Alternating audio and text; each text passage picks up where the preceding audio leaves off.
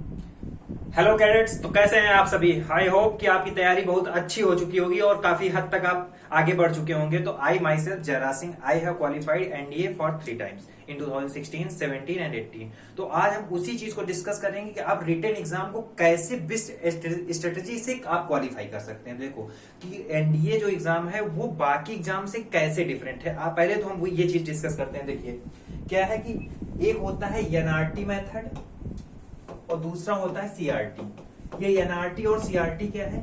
NRT मतलब norm reference test और CRT मतलब क्राइटेरिया रेफरेंस टेस्ट। तो जो एनडीए का एग्जाम है वो किस में आता है? वो आता है सीआरटी, क्राइटेरिया रेफरेंस टेस्ट। तुम्हें एक पर्टिकुलरली कट ऑफ जो है वो क्वालिफाई करनी होती है, तब जाके आप सेकेंड स्टेज एसएसबी में पहुंच पाते हैं। जैसे मान लें कि अगर आप 35 to 40% अगर आप स्कोर करते हैं तो आप एनडीए का रिटन आप क्वालिफाई कर सकते हैं। नो डाउट आप 100% आप क्वालिफाई कर लेंगे। लेकिन वही एनआरटी मेथड अगर हमें एसएससी जैसे एग्जामों की बात करें तो यहाँ पे क्या होता है, आपको मेरिट में आना होता है। अगर आप मेरिट में नहीं आएंगे, आप ज्यादा से ज्यादा नहीं स्कोर करेंगे, तो क्या होगा कि आप उस एसएससी के एग्जाम में आप नहीं आ पाएंगे। ठीक है, इसी चीज को हम स्ट्रेटेजी के अकॉर्डिंग कैसे एनडीए क्वालिफाई करेंगे वही चीज हम डिस्कस करने वाले हैं। देखो क्या है कि अगर हम बात करें कि ये रणनीति आपकी क्या होनी चाहिए, आप अच्छी तरह से जानते हैं कि जीएटी में कौन कौन से सब्जेक्ट आते हैं, वो हम उसके डिटेल में नहीं जाते हैं। ठीक है, पहली बात है कि आप मैथ क्वालिफाई करेंगे तभी आप जीएटी में पहुंच पाएंगे। तो मैथ के लिए क्या है कि आपको 120 क्वेश्चंस में अगर हम बात करें, 120 में अगर आप 40 स्कोर कर लेते हैं, अगर 40 क्वेश्चंस जो है अगर आप स्कोर करेंगे तो आप क्वालिफाई कर जाएंगे एग्जाम। तो बहुत सारे लोगों बच्चों का डाउट ये भी होता है कि सर अगर हम 40 स्कोर करेंगे तो शायद हम मेरिट में ना पाए। लेकिन नहीं, पहले आपका जो फर्स्ट एम होना चाहिए, फर्स्ट टारगेट होना चाहिए कि हम 40 क्वेश्चन तक पहुंच जाए। मैक्सिमम टू अगर आप 1.5 घंटे में अगर आप 40 क्वेश्चन पहुंच जा रहे हैं तो उसके बाद जो बचे 1 घंटे आप वहां पे हो सकता है प्लस माइनस जो है 10 क्वेश्चन या फिर 20 क्वेश्चन आप वहां पर कर सके, तो आप वहां से स्कोर कर सकते हैं। और यही सेम सिचुएशन आपकी जीएटी में होनी चाहिए। ठीक है, जीएटी में क्या होना चाहिए, आप कम से कम मिनिमम 60 क्वेश्चन तो करें ही, कम से कम आप उस बॉर्डर एरिया में पहुंच जाए ताकि आपका एग्जाम क्वालिफाई हो जाए। ठीक है, तो यही आपकी स्ट्रेटेजी। अगर आप किसी भी अच्छी रणनीति के अकॉर्डिंग आप कहीं भी युद्ध लड़ रहे हैं, आप एग्जाम दे रहे हैं, तो अगर आपकी रणनीति अच्छी है तभी आप क्या है, आप अपने गोल को अचीव कर सकते हैं। देखो दूसरा पॉइंट हम क्या है, अब आपको क्या क्या करना है या फिर क्या क्या नहीं करना है, उस पॉइंट पे आते हैं। उस पॉइंट पे आएंगे तो सबसे पहली बात यह है कि क्या नहीं करना है आपको। आपको क्या नहीं करना है, आपको मल्टीपल सोर्सेज नहीं अप्लाई करने हैं। मल्टीपल सोर्स का मतलब क्या हुआ कि आपको बहुत सारे, आज पता चला आपने एक चैनल आज ओपन किया, उससे देखा, कल दूसरा चैनल ओपन किया, अभी तक आप जितने जहां से भी आपने पढ़ाई की, आपके नोट्स हैं, आप उसी को बस मल्टीपल सोर्स ना करके आपको मल्टीपल रिवीजन करने हैं।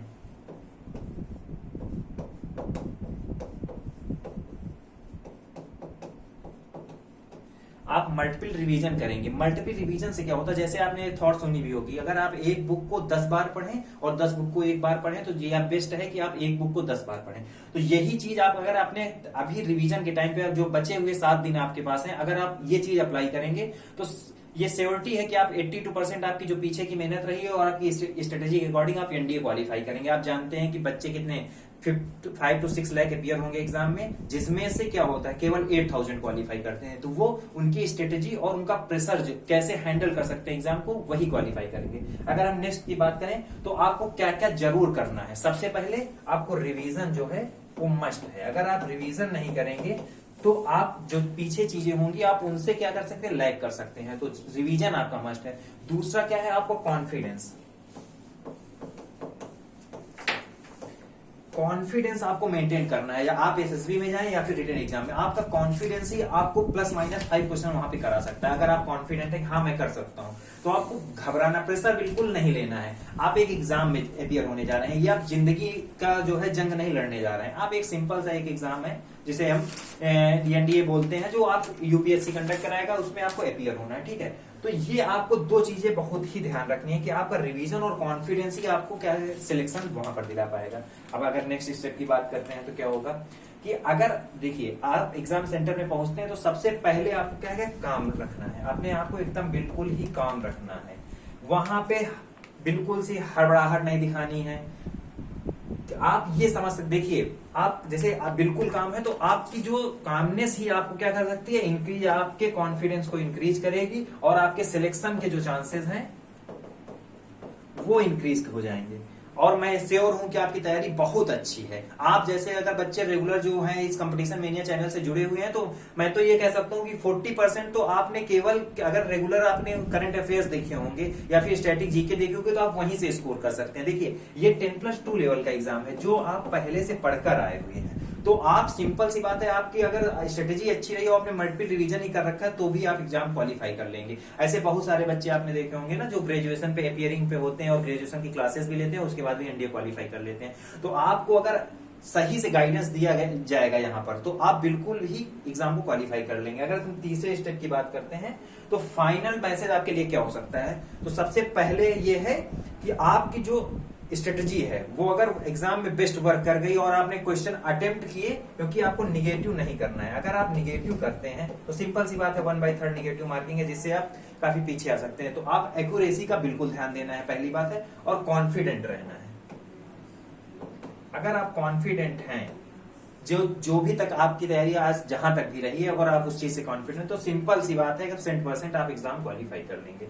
ओके, तो नेक्स्ट पे आते हैं अगर हम, तो यही best of luck for all the cadets. आप डेफिनेटली जो है आप क्वालिफाई करेंगे। Okay, thank you.